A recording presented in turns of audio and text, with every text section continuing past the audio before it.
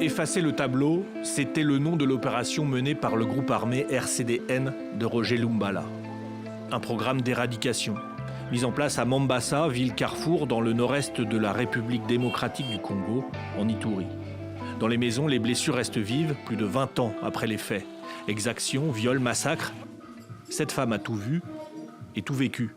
Nous ne montrerons ni son habitation ni son visage, car la peur de représailles empêche encore tout sentiment de liberté. Mais elle parvient à raconter. Même si tu fuyais, ils te suivaient en brousse pour te violer, même en présence des enfants ou de ton mari.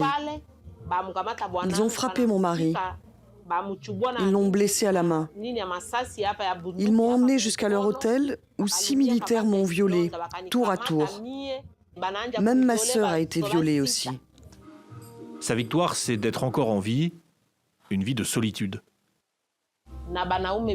Le fait d'être violée par 6 militaires, cela a causé la rupture de mon foyer. Ma sœur, victime comme moi, est déjà décédée avec son mari et son enfant. Elle n'avait pas approché des structures sanitaires pour un suivi médical, par honte. À Mambasa, ils sont nombreux à avoir vu leur existence écrasée par le groupe armé de Lumbala. Félicien avait la trentaine à l'époque. J'avais une plantation de café, j'avais une palmeraie. Les souvenirs font ressurgir sa colère. J'ai encadré dans l'État. Il a tué, ici à Mambasa. Il a violé. Il a pillé. Ce sont les 3 mauvaises actions qu'il a menées à Mambasa, Roger Lumbala. Et ces militaires, on les appelait effacer les tableaux. Donc il faut tout détruire. Effacer les tableaux, c'est dire il faut détruire. Il n'y a rien qui reste. On a violé les femmes. À Mandima, ma sœur, on a violé. Ma sœur Tété, elle est victime.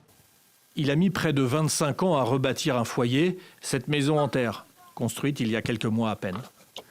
En Ituri, l'objectif du RCDN était comme toujours l'appropriation des ressources naturelles et la mainmise politique sur une zone déterminée. Jusqu'à Béni, plus au sud. L'évêque Monseigneur Paluku Sikuli était déjà là. Il continue aujourd'hui ses bons offices et son discours fait la lumière sur ces 2 décennies passées dans une partie du Congo comme frappée d'une malédiction. Il n'y a pas un éveil de conscience pour dire non, ça, plus jamais. Parce que pourquoi ça continuera au Congo avec tout ce que nous avons déjà connu et continuer à vivre? Qu'on ne semble pas être sorti de l'abîme, mais que ça force davantage. Ces dernières années, sa région est attaquée régulièrement par des groupes armés et les civils tués par les djihadistes d'origine ougandaise, les ADF. Et c'est sans compter la guerre à peine plus au sud, avec la présence du M23. Serait-il le seul à avoir commis des crimes contre l'humanité dans notre pays? Il y en a peut-être qui sont en train de tuer l'humanité des Congolais. Exactions, crimes de masse. Dans cette partie du Congo, c'est comme une histoire sans fin.